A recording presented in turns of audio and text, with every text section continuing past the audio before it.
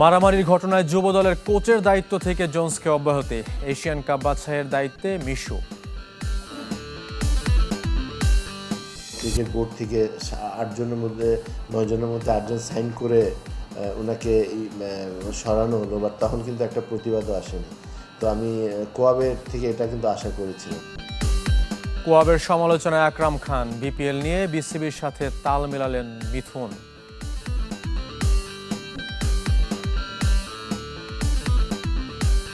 আমি জাস্ট এই বছর বিতর্কের মধ্যে দিয়ে আমি কোনো রকম কিছু টাকা আমি পকেটে নিয়ে নিলাম, নিয়ে আমি আমার মতন করে চলে গেলাম। এইটা আসলে দেশের ভালো চাওয়া হয় না। এশিয়ান গেমস প্রস্তুতিতে জার্মানি না গিয়ে চীনে যাচ্ছে হকি দল। আক্ষেপ নেই খেলোয়াড়দের। মন খারাপের কিছু নাই, যেহেতু প্র্যাকটিস ম্যাচ হচ্ছে এটাই অনেক কিছু। আমাদের টার্গেট হচ্ছে প্র্যাকটিস ম্যাচ দরকার, আসলে সেটা জার্মানি হোক বা চীনে হোক।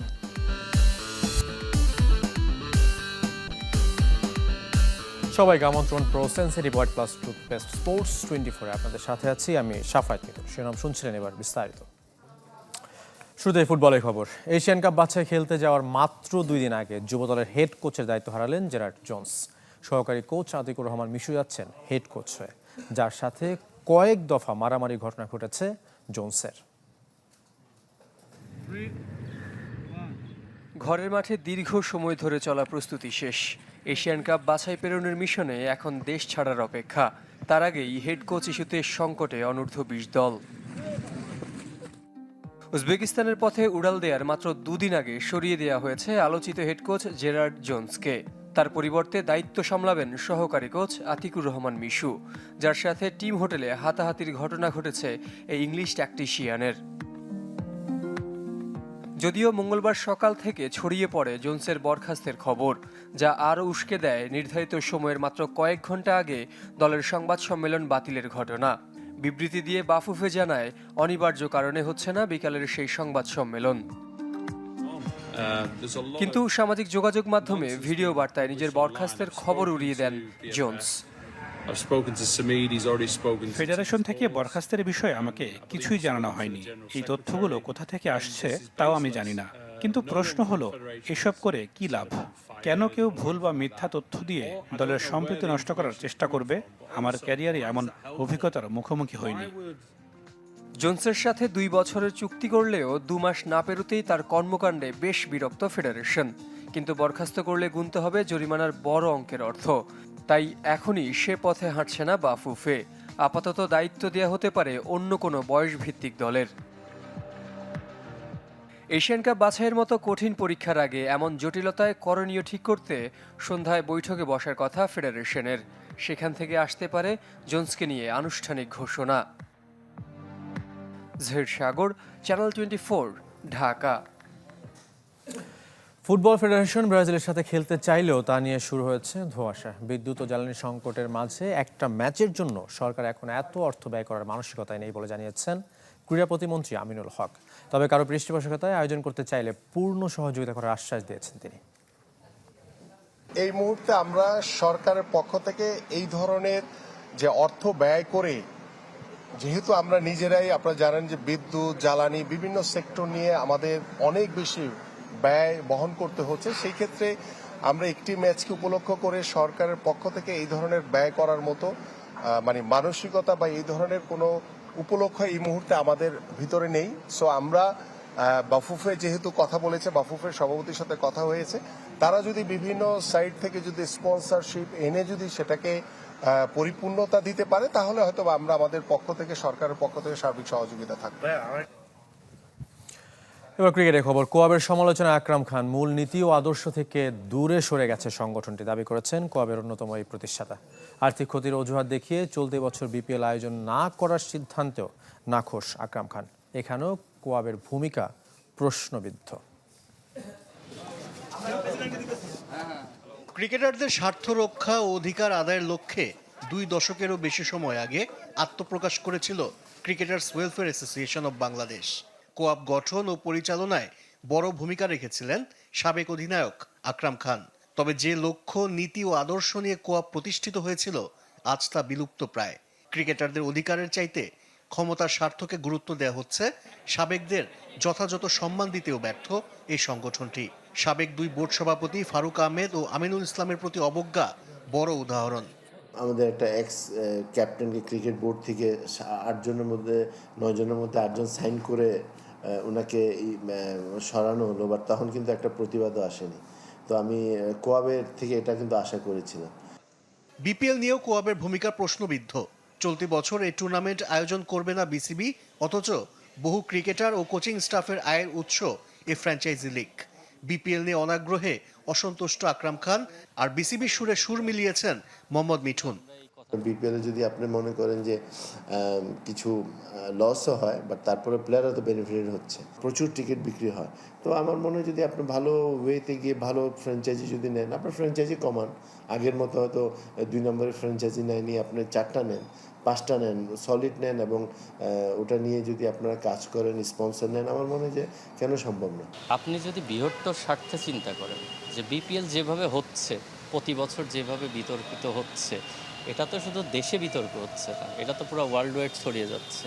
আমি জাস্ট এই বছর বিতর্কের মধ্যে দিয়ে আমি কোনো রকম কিছু টাকা আমি পকেটে নিয়ে নিলাম, নিয়ে আমি আমার মতন করে চলে গেলাম, এইটা আসলে দেশের ভালো চাওয়া হয় না। বিসিবির ছায়া থেকে বের হয়ে কোয়াব ক্রিকেটারদের অধিকার আদায়ে সোচ্চার হবে কবে? আশরিক রুদ্র, চ্যানেল 24, ঢাকা। ভিসা জটিলতায় জার্মানি নয়, চীনে এশিয়ান গেমসের প্রস্তুতি সারবে হকি দল। এ নিয়ে অবশ্য আক্ষেপ নেই খেলোয়াড়দের। শক্তিশালী গ্রুপে পড়লেও ভালো খেলার প্রতিশ্রুতি আমিরুল রাকিনদের। যাবার কথা ছিল জার্মানি, কিন্তু যেতে হবে চীন।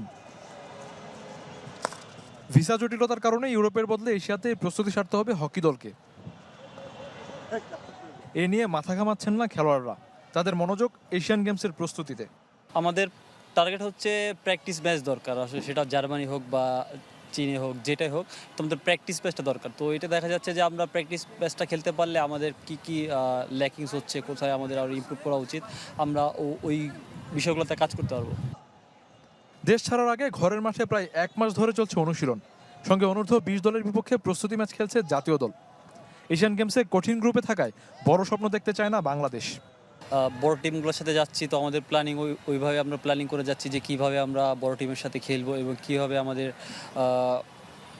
জোনগুলো কভার করব যেন আমরা গোল কম খাই, এবং চেষ্টা করব যদি সুযোগ পাই আমরা গোল করার জন্য।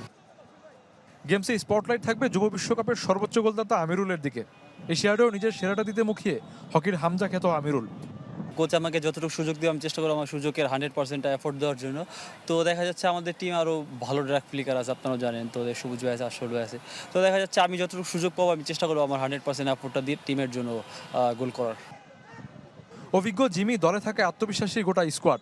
তার জন্য এশিয়ান গেমস স্বপ্ন পূরণের মঞ্চও বটে। বড় ভাই জিমির সাথে জাতীয় দলে খেলার অপেক্ষায় ছোট ভাই খালেদ মাহমুদ রাকিন, যা একসময় ছিল 2 ভাইয়ের স্বপ্ন। 2 সেপ্টেম্বর চীনের উদ্দেশ্যে দেশ ছাড়বেন জিমি রাকিনরা, যেখানে 5 থেকে 6টি প্রস্তুতি ম্যাচ খেলবে বাংলাদেশ। এর মধ্যে 3টি চীন জাতীয় দলের বিপক্ষে। শফিউদ্দিন শাওন, চ্যানেল 24, ঢাকা। রদবদলের মুখে ম্যানচেস্টার সিটি। পালমেইরাস থেকে ব্রাজিলিয়ান উইঙ্গার অ্যালানকে দলে টেনেছে সিটিজেন্স। ট্রান্সফার উইন্ডো শেষ হওয়ার আগে চমক দেখিয়ে এনসো ফার্নান্দেসকেও দলে নিতে মরিয়া সিটি। আর ইতিহাদ ছেড়ে নিউক্যাসলের পথে Spanish footballer Nico Gonzalez. Manchester সিটিকে যেন ঢেলে সাজাচ্ছেন নতুন কোচ এনজো মারেৎস্কা। রদ্রি রেইন্ডার্সের বিদায়ের পর শূন্যস্থান পূরণে উঠে পড়ে লেগেছে সাবেক ইপিএল চ্যাম্পিয়নরা। প্রথমে আইয়ুব বৌয়াদ্দি, এরপর ব্রাজিলিয়ান উইঙ্গার অ্যালানকে দলে টেনেছে সিটিজেন্স। ব্রাজিলিয়ান ক্লাব পালমেইরাসের সঙ্গে অ্যালানকে নেওয়ার ব্যাপারে মৌখিকভাবে সমঝোতায় পৌঁছেছে ইংলিশ জায়ান্টরা, যার জন্য গুনতে হবে 34 মিলিয়ন পাউন্ড, সাথে অ্যাডন্স। আর ইতোমধ্যে অ্যাডন্স সহ 81 মিলিয়ন পাউন্ডের বেশি মূল্যে ম্যান সিটিতে যোগ দিয়ে মেডিকেল সম্পন্ন করেছেন মরক্কান তরুণ তুর্কি আইয়ুব বৌয়াদ্দি। 2031 সাল পর্যন্ত ইতিহাদ স্টেডিয়ামে খেলবেন মরক্কান ফুটবলার। সাথে রয়েছে 1 বছর চুক্তি বাড়ানোর সুযোগও। এই দুজন ছাড়াও ম্যানচেস্টার সিটির দল বদলের সবচেয়ে বড় টার্গেট এনসো ফার্নান্দেস। ট্রান্সফার উইন্ডো শেষ হওয়ার আগে চেলসির কাছে বড়সড় এক প্রস্তাব দেবে সিটি, যেখানে পাড়ি জমাতে আগ্রহী এই আর্জেন্টাইন মিডফিল্ডারও। এছাড়া কোডি গাকপোর প্রতিও আগ্রহ দেখিয়েছে ম্যানচেস্টার সিটি। যদিও ডাচ ফুটবলারকে নিয়ে আগে থেকেই টটেনহামের সাথে কথা চলছে লিভারপুলের। এদিকে ইতিহাদ ছেড়ে যাওয়ার তালিকায় নতুন যোগ হচ্ছে নিকো গঞ্জালেস। 50 মিলিয়ন পাউন্ডে স্প্যানিশ ফুটবলারকে দলে নেওয়ার দ্বার প্রান্তে নিউক্যাসল ইউনাইটেড। সামিনিয়া স্যার, চ্যানেল 24।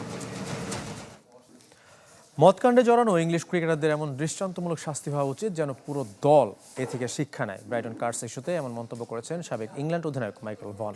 সম্প্রতি নাইট ক্লাবে অনাকাঙ্ক্ষিত ঘটনায় জড়িয়েছেন দেশটির একাধিক ক্রিকেটার। মদকাণ্ড আর ইংলিশ ক্রিকেটার যেন সমার্থক শব্দ। ডার্বিশায়ারে নাইট ক্লাবে রোববার মদ্যপ অবস্থায় অসংলগ্ন আচরণের দায়ে গ্রেফতার হন ইংলিশ পেসার ব্রাইডন কার্স। সাথে ছিলেন কাউন্টি ক্রিকেটে ডারহাম সতীর্থ বেন স্টোকস, ম্যাথিউ পটরা। বাদ পড়েন পাকিস্তানের বিপক্ষে বৃহস্পতিবার শুরু হতে চলা লর্ডস টেস্টের স্কোয়াড থেকে। গেল বছর অক্টোবরে নিউজিল্যান্ডের ওয়েলিংটনে নাইট ক্লাবের বাইরে বাউন্সারের সাথে মারামারিতে জড়ান ইংলিশদের সাদা বলের অধিনায়ক হ্যারি ব্রুক। পাশে দাঁড়িয়ে সেই কাণ্ড দেখেছেন জ্যাকব বেথেল, জস টংরা। অ্যাশেজ চলাকালীন মদ্যপ অবস্থায় নুজায় অবকাশ যাপনে দেখা গিয়েছিল ইংলিশ ওপেনার বেন ডাকেটকে।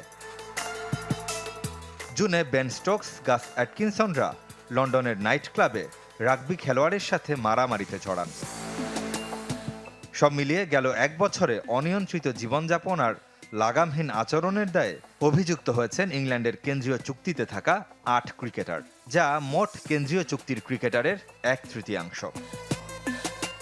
এ নিয়ে ক্ষুব্ধ সাবেকরা, বিশেষ করে মাইকেল ফন। ক্রিকেটারদের নৈতিক অবক্ষয় রোধে ইংল্যান্ড ক্রিকেট বোর্ডকে কঠোর হওয়ার আহ্বান জানিয়েছেন এই সাবেক অধিনায়ক। আরও একবার ইংল্যান্ড দলের বাজে চিত্রটা দেখে খারাপ লাগছে।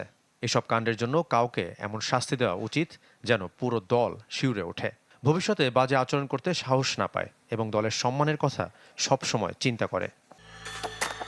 লর্ডস টেস্টের আগে মাঠের খেলার চেয়ে ক্রিকেটারদের এসব কার্যকলাপ নিয়ে প্রশ্নের মুখে ইংলিশ টিম ম্যানেজমেন্ট। ম্যাচে যার প্রভাব পড়বে বলে মনে করেন ফন। পাকিস্তানের বিপক্ষে দ্বিতীয় টেস্টের আগে যখন জো রুট সংবাদ সম্মেলনে যাবে, তখন নিশ্চিতভাবেই কার্সকে নিয়ে প্রশ্নের মুখে পড়বে। ম্যাচের আগে কোনো অধিনায়ক এসব শুনতে চায় না, যা ক্রিকেটারদের মনস্তত্ত্বে প্রভাব ফেলে। ব্রাইডন কার্স প্রথম টেস্টের স্কোয়াডে থাকলেও একাদশে ছিলেন না।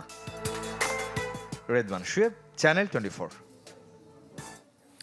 শেষ করব pro sensitive white plus toothpaste sports 24 সঙ্গে থাকার জন্য ধন্যবাদ।